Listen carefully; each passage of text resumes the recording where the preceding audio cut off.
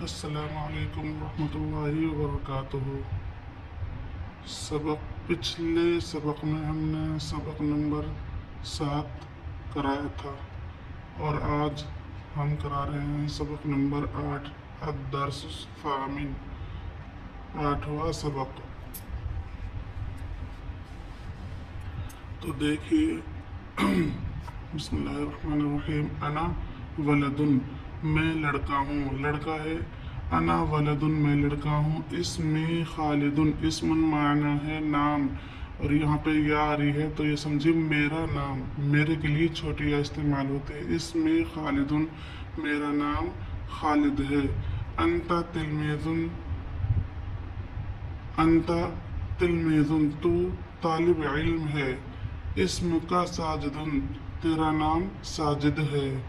انا بنتن، میں لڑکی ہوں۔ اسمی سلمہ، میرا نام سلمہ ہے۔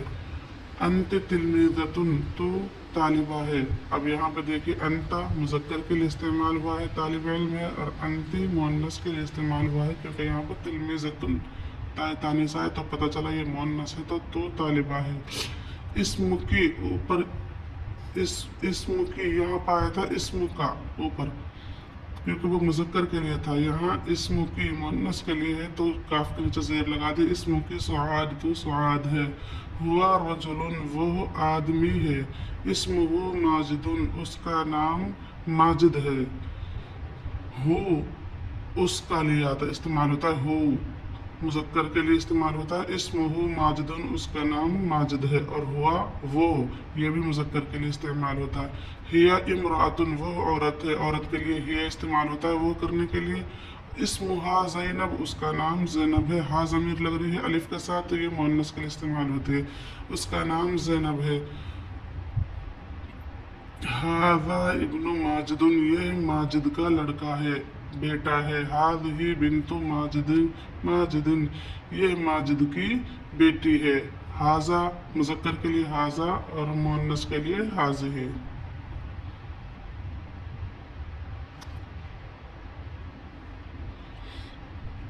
ھذا والدی، یہ میرے والد ہیں۔ ھذہ امک، یہ تیری ماں ہے۔ اسم الوالد ماجد، والد کا نام ماجد ہے۔ اسم الام زینب، ماں کا نام زینب ہے۔ اسم الوالد، والد کا نام ماجد ہے، ماں کا نام زینب ہے۔ اسم الابن خالد، خالد بیٹے کا نام خالد ہے۔ اسم البنت سعاد، لڑکی کا نام سعاد ہے۔ بیٹے کا نام خالد ہے، لڑکی کا نام سعاد ہے۔ محادثۃ، گفتگو۔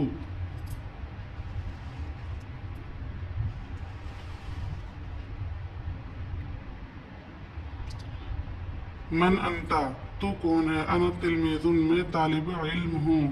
من انتا، تو کون ہے؟ انا مسلم، میں مسلمان ہوں۔ مسم کا، تیرا نام کیا ہے؟ اسمی ساجد، میرا نام ساجد ہے۔ من رب کا، تیرا رب کون ہے؟ ربی اللہ، میرا رب اللہ ہے۔ من ھذا، یہ کون ہے؟ ھذا اخی، یہ میرا بھائی ہے۔ ما دینک کا، تیرا دین کیا ہے؟ دینی الاسلام، میرا دین اسلام ہے۔ ما اسمہ، اس کا نام کیا ہے؟ اسم ہو، یہاں پہ ہا کے پر الٹا پیش ہے تو یہ بتائیے مذکر کے لیے ہوگا استعمال یا مؤنث کے لیے؟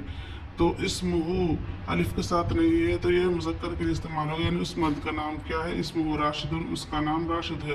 من انت، یہاں پہ مؤنث ہے تو کون ہے؟ انا مسلمۃ، میں مسلمان ہوں۔ من ھذہ، یہ کون ہے؟ ھذہ اختی، یہ میری بہن ہے۔ من ربک، تیرا رب کون ہے؟ ربی اللہ، میرا رب اللہ ہے۔ مسمہا، اس کا نام کیا ہے؟ اسمہا سعاد، اس کا نام سعاد ہے۔ ما دینک، تیرا دین کیا ہے؟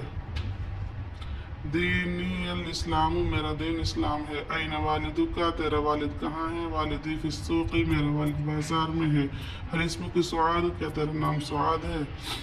این امک، تیری ماں کہاں ہے؟ امی فی البیت، میری ماں گھر میں ہے۔ نعم اسم سعاد، ہاں میرا نام سعاد ہے۔ این اختک، تیری بہن کہاں ہے؟ اختی فی الحجرۃ، میری بہن کمرے میں ہے۔ حل انت سعاد، کیا تو سعاد ہے؟ نعم انا سعاد، ہاں میں سعاد ہوں۔ یہاں دیکھیے حل اسمک سعاد، کیا تیرا نام سعاد ہے؟ نعم اسمی سعاد۔ والدی فی السوقی، میرے والد فی السوقی مانے بازار، بازار میں ہیں. تو یہ سبق نمبر 8 پورا ہوا.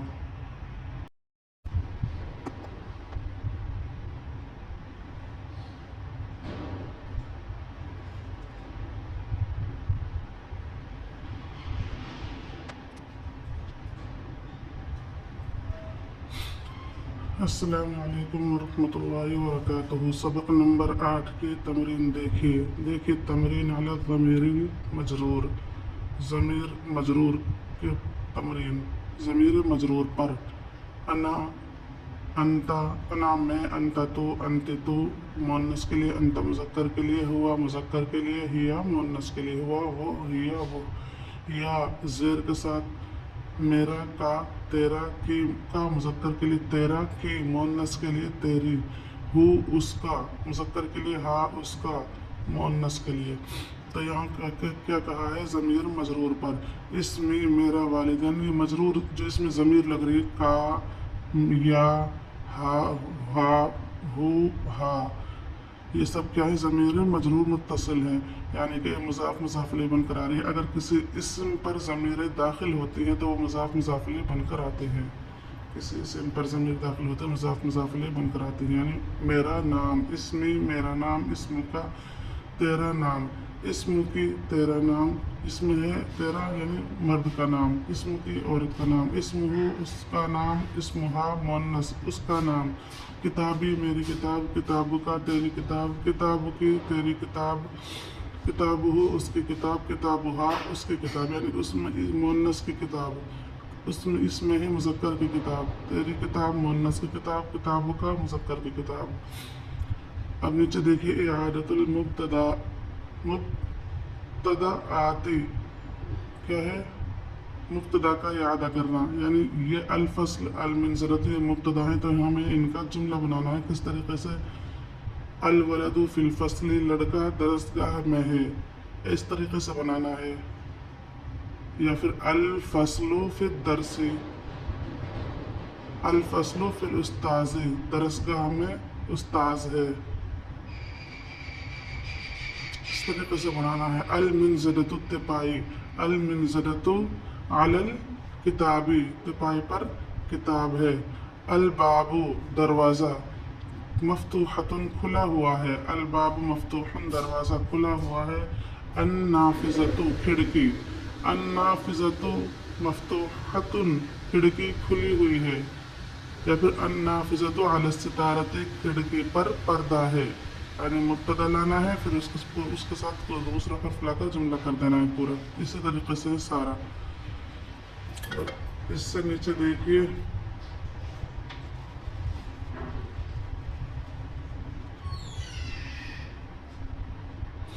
یہ تمرین اعادۃ الاخبار، یعنی خبر کا اعادہ کریے.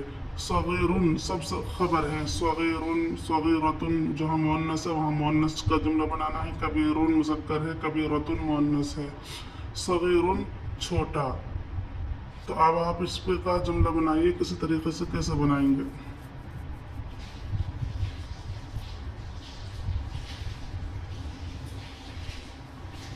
البنت، الولد صغیر، لڑکا چھوٹا ہے.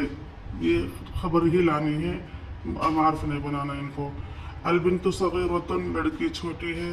الکتاب کبیر، کتاب بڑی ہے.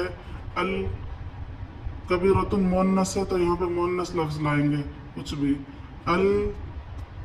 یہاں پہ لائیں گے النافذۃ کبیرۃ، کھڑکی بڑی ہے. طویل لمبا، الرجل طویل، آدمی لمبا ہے. اس طریقے سے جملہ بنانا ہے اس کا اپنی طرف سے. چلیے ٹھیک ہے. سبق نمبر 8 کی تمرین پوری ہوئی.